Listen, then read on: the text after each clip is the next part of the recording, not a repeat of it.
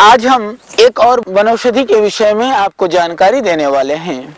बहुत सारी हमारी वनौषधियां, जड़ी बूटियां पूरे देश के अंदर फैली हुई हैं। यह जो पौधा आज जिसके विषय में मैं बात करने वाला हूं, यह आयुर्वेद की जो शास्त्रोक्त जड़ी बूटियां जिसमें बनती हैं, उन वनौषधियों में इसको हम काफी कम प्रयोग करते हैं।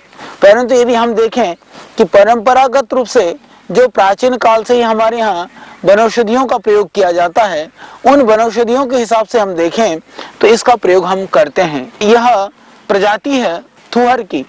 थुहर की जो प्रजातियां होती हैं, कैक्टस की जो प्रजातियां होती हैं, अधिकांशतः प्रजातियों में बहुत सुंदर फूल आता है। पौधे में कांटा जरूर भयानक होता है, पर फूल बहुत सुंदर होता है। ओपंटिया डेलानाई इसका बॉटनिकल नाम है। ओपंटिया डेलानाई इसका हिंदी में जो नाम है, हम इसको नागफनी बोलते हैं। नागफनी को हत्ता थुहर भी कई जगह पर बोलते हैं। तो इसको संस्कृत में वज्रकंटका भी कहते हैं, इसको नागफणा भी कहते हैं, और इसको शाखा कांटा भी कहते हैं, और बहुशाला और कंथारी इसके बहुत सारे नाम हैं। और दूसरा इसको नागफणी। यदि आप वैसे सामान्य रूप से देखें तो जैसे नाग का जो फण है, इसके ऊपर आप देख रहे हैं जब फल लगता है तो ऐसा लगता है मानो कि भगवान जैसे शेष नाग की तरह से उसकी फण की तरह लगता है। जब इसे फूल नहीं आते तो भी पत्ती को आप देख सकते हैं कि इसकी आकृति भी फिर भी फण की तरह से होती है। तो यह निश्चित रूप से आयुर्वेद की परंपरा में यदि हम बात करें तो एक जो हमारी बहुत ही अच्छी औषधियां हैं, उनमें हम गणना कर सकते हैं। तो आपने देखा होगा कि जो बंजर भूमि होती है, पथरीली भूमि होती है, जहां पर और कुछ भी पैदा नहीं होता है, वहां पर ये कांटा हो जाता है। और मैंने देखा है मध्य प्रदेश में, राजस्थान में, गुजरात में बहुत सारी जगह पर जहां पर पशुओं से या जंगली जानवरों से खेत की रक्षा करने के लिए इसको किसान लोग लगाते हैं। तो ये अपने आप में भी बहुत उगता है। प्रायः इसकी औषधि प्रयोग के विषय में मैंने देखा है कि बहुत सारी जगहों पर लोग इसका एक काम के लिए जरूर प्रयोग करते हैं, विशेष करके चाहे पहाड़ हो चाहे मैदान हो, सब जगह पर आप देख रहे हैं। इसमें आप देखो जो पुराना हो जाता है, थोड़ा सा आप इसको ध्यान से देख सकते हैं। ये जो कांटा है, इसके बीच में से कांटे निकलते हैं। इस कांटे को तोड़ करके, जैसे आप देख रहे हैं ये कांटा जो है, इसको तोड़ करके प्रयोग करते हैं लोग कान बींधने में। ये शायद मेरे को लगता है कि यह इससे किसी भी तरह का नुकसान होने का, बाद में पकने का, पस पड़ने की संभावना वो खत्म हो जाती है। तो इससे कान छेदा जाता है। तो बच्चों का जो कर्णवेद संस्कार, हमारी शास्त्रों की परंपरा रही है कि जब बच्चा थोड़ा बड़ा होता था तो कर्णवेद, आजकल तो सिर्फ लड़कियों का कान छेदा जाता है। पुराने समय में हम देखें पूरे गांव देहात के अंदर लड़कों के भी कान छेदने की परंपरा रही है। कान बींधने से हाइड्रोसिल होने की संभावना कम होती है। बहुत सारे जो रोग हैं, बहुत सारी जो बीमारियां हैं, विशेष करके यौन संबंधित जो बीमारियां हैं, उनसे यदि बचना है तो कर्णवेद संस्कार जरूर करना चाहिए। हमारे यहाँ की जो प्राचीन विधाएं हैं, उन विधाओं के पीछे जो छिपी हुई जो वैज्ञानिकता है, उस वैज्ञानिकता को हमें सबके बीच में लाना चाहिए। तो इसके लिए जरूरी है कि हम उन परंपरा के पीछे जो साइंस है, जो विज्ञान है, उस विज्ञान को समझें। तो कर्णवेद की परंपरा, कर्णवेद सबको करना चाहिए, सभी बच्चों का कराना चाहिए। उससे कोई हानि नहीं है, उससे लाभ है। और आजकल तो फैशन में हमने देखा लड़के एक कान को बींधते हैं और वो फैशन का एक प्रतीक बन गया है। यह फैशन नहीं है, अपितु यह विज्ञान है। और उस विज्ञान में फैशन भी ढूंढें, पर उसको जरूर करना चाहिए। इसलिए इससे सुगमता के साथ आप कानों को छेद कर सकते हैं कानों में। ये बहुत ही, उसके लिए भी अभी भी मैंने देखा पहाड़ों में और कई स्थानों पर, उसके लिए जब कर्णवेद करना है तो नागफणी का जो कांटा है उसका प्रयोग किया जाता है। इसकी जो कांटे होती हैं वो बहुत तीक्ष्ण होती हैं, और आपने देखा इसके अंदर भी एक ऐसे छोटे छोटे कांटे होते हैं जिससे पूरी खुजली आती है। अभी हमने इसको थोड़ा तोड़ा बताने के लिए, इतनी देर में शरीर में अच्छी खासी खुजली भी होती है। तो जो छोटे कांटे हैं उनसे बचते हुए, हालांकि इसमें जो फूल आते हैं इसमें बैगनी कलर के फूल आते हैं, आप देख रहे हैं। इसी तरह से लाल सुर्ख भी फूल आते हैं, और आप देखेंगे कि ये लाल फूल है। इसी तरह से पीले फूल भी इसमें आते हैं। तो इसको संस्कृत में वज्रकंटका भी कहते हैं, इसको नागफणा भी कहते हैं, और इसको शाखा कांटा भी कहते हैं, और बहुशाला और कंथारी इसके बहुत सारे नाम हैं। बहुत शाला इसलिए भी बोलते हैं कि इसकी जो है छोटे छोटे, इसकी कई सारे पत्तियों में से ही पत्तियां निकल जाता है। इसके बहुत सारे संस्कृत के अंदर नाम हैं। तो यह पौधा वास्तव में बहुत ही गुणकारी है। तो आज हम इसी पौधे के संदर्भ में परंपरागत रूप से अभी जो हमारे देश में गांव में आदिवासी क्षेत्रों में, हालांकि कान क्षेत्र में कई बार दूसरे भी चीजों का प्रयोग किया जाता है, दूसरे सुई आदि से भी कान बिंधा जाता है, परंतु प्राकृतिक रूप से कर्णवेधन के लिए यह निरापद और उपयुक्त है। इससे कोई एंटीसेप्टिक होने की संभावना या कोई किसी तरह से सेप्टिक होने की संभावना नहीं रहेगी। एंटीसेप्टिक भी है ये। इससे कान बिंधने से पकने की या पस पड़ने की संभावना भी बहुत क्षीण हो जाती है। पहले इससे कान बिंध करके बाद में जो नीम के पत्ते की जो छोटी सी सूखी हुई जो लकड़ी है उसको कान में लगा दिया जाता था, तो छेद करते समय भी निरापद रूप से, और बाद में भी नीम की छोटी सी पतली सी जो पत्ती की जो डंठल होता है, एक जो सीख होती है बारीक सी, उसको लगा दिया जाता था। तो ये कर्णवेद करने के लिए यह बहुत ही उपयुक्त है, और कर्णवेद भी सभी बच्चों का जरूर करना चाहिए, जिससे आगे जमाने में और बुढ़ापे में बहुत सारे रोगों से बच सके। दूसरा, यह आयुर्वेद के अंदर बहुत ही जितने भी थुहर की प्रजातियां हैं, एक दो प्रजातियां थोड़ी ज्यादा तीक्ष्ण हैं, सावधानी की जरूरत है। यह प्रजाति इतनी तीक्ष्ण नहीं है। तो जितने भी विरेचक औषधियां हैं, विरेचन के लिए सभी तरह के थुहर का प्रयोग किया जाता है, तो उसमें इसका दूध का प्रयोग होता है। जितने भी थुहर हैं उसको यदि आप तोड़ते हैं तो इसमें दूध निकलता है। तो उस दूध को यदि एक दो बूंद दूध को यदि बतासे में रख करके दे दिया जाए और पानी पी लें ऊपर से बतासा खा करके, जिसको कब्ज रहता हो, जिसको पेट में भयानक समस्या हो, उसके लिए बहुत ही रामबाण है। परंतु यह थोड़ी सी नुकसानदायक इस रूप में हो सकती है कि बहुत ज्यादा मात्रा में नहीं लेना चाहिए। और जो थुहर का दूध है वह आंखों के लिए एकदम भयानक है, जहर है। तो आंख से हमेशा थुहर के दूध को बचाना चाहिए। वह बहुत तीक्ष्ण है, इसीलिए आंख के लिए अत्यंत हानिकारक है। यदि आंख में इसका दूध चला जाए तो आंख खत्म भी हो सकता है, आंख को बहुत क्षति पहुंच सकती है। इसीलिए असावधानी पूर्वक इसका दूध का प्रयोग आप कर सकते हैं। और आंखों के लिए भी इसका प्रयोग है। आंखों के लिए क्या करना है कि जैसे ये पत्ता है, इस पत्ते को आप बीच में से दो फाड़ कर लें, कपड़े में या रुई में रख करके इस टुकड़े को आंख पे पट्टी बांध करके पुलटिस जैसा बांध दें। इससे जो आंखों में सूजन है या आंखों की लाली है, आंखों की लाली और सूजन के लिए बहुत ही गुणकारी है, बहुत ही लाभकारी है। इसके जो नागफणी है, हत्था थुहर है, उसका आप प्रयोग अपनी आंख के रोगों के लिए, आंख की सूजन के लिए, आंख के लाली के लिए कर सकते हैं। इसके अतिरिक्त आप इसको काट करके बीच में से इसको गर्म करके यदि आप बांधते हैं, कहीं भी आपको सूजन है, सूजन को उतारने के लिए जिनको भयानक अर्थराइटिस है और चला नहीं जा रहा है या कहीं चोट लग गई, आप गिर गए हैं, उस स्थिति में इस नागफणी के पत्ते को आधा बीच में से सीधा फाड़ करके बाहर के कांटे को साफ करके फिर उसमें यदि उसको थोड़ा हल्दी डाल करके, थोड़ा सा सरसों का तेल डाल करके आप उसको गरम कर लें। गरम करके फिर गरम गरम उसमें बांध लें, पट्टी बांध करके रख लें। 4-6 घंटे में ही आप देखेंगे कि आपकी जो सूजन है वो काफी उतर जाएगी।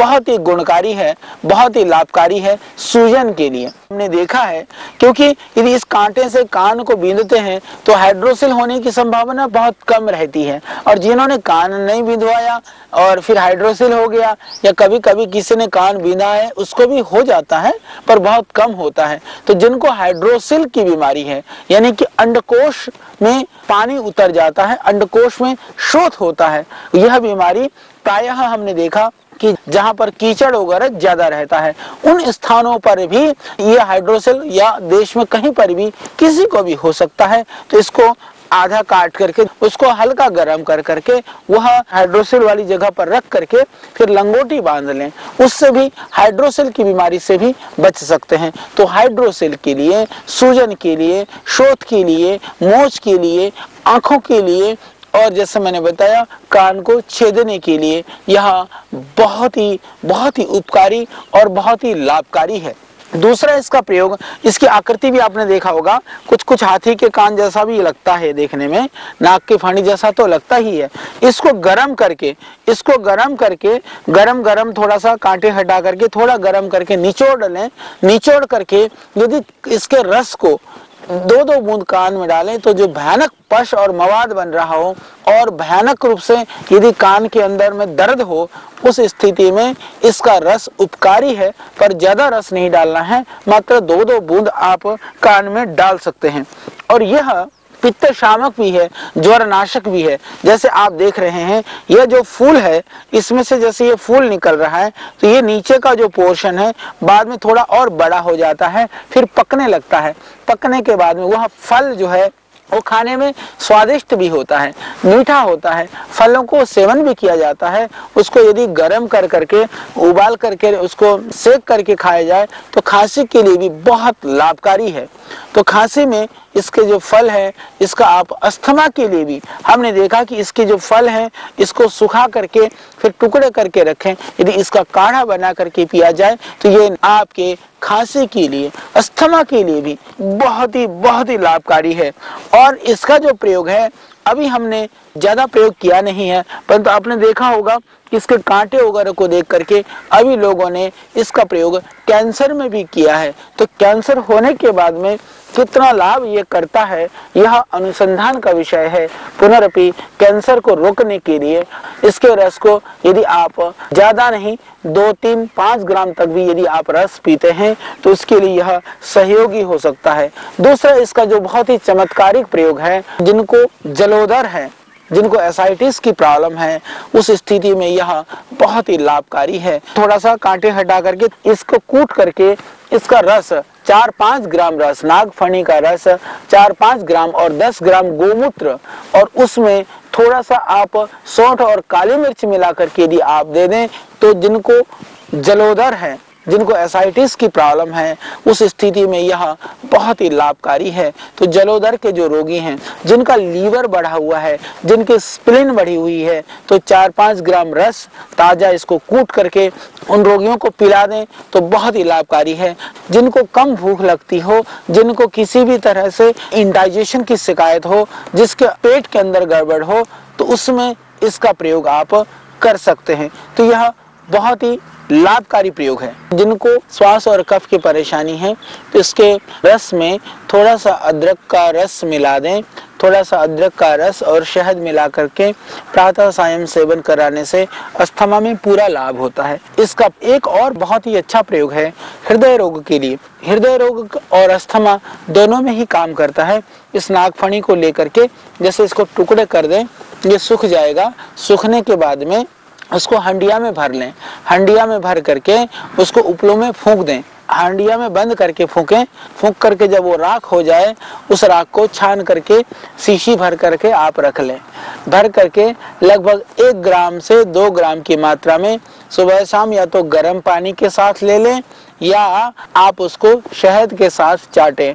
आप देखेंगे जिनको सांस चढ़ता है, घबराहट होती है, उन सब के लिए बहुत ही लाभकारी है। इसका जो पंचांग है, पौधे को उखाड़ करके टुकड़े करके सुखा करके हंडिया में बंद करके यदि आप उसको फिर उपलों में या लकड़ी में पूरा जला देते हैं, हंडिया के अंदर राख बनने के बाद में पाउडर करके छान के रख लें। वह अत्यंत उपयुक्त है आपके हृदय रोगों के लिए। तो 1 ग्राम से 2 ग्राम की मात्रा में मूत्र रोगों के लिए, हृदय रोगों के लिए, श्वास रोगों के लिए, अस्थमा के लिए आप इसका प्रयोग कर सकते हैं। यह निरापद है और यह बहुत ही गुणकारी और लाभकारी प्रयोग है।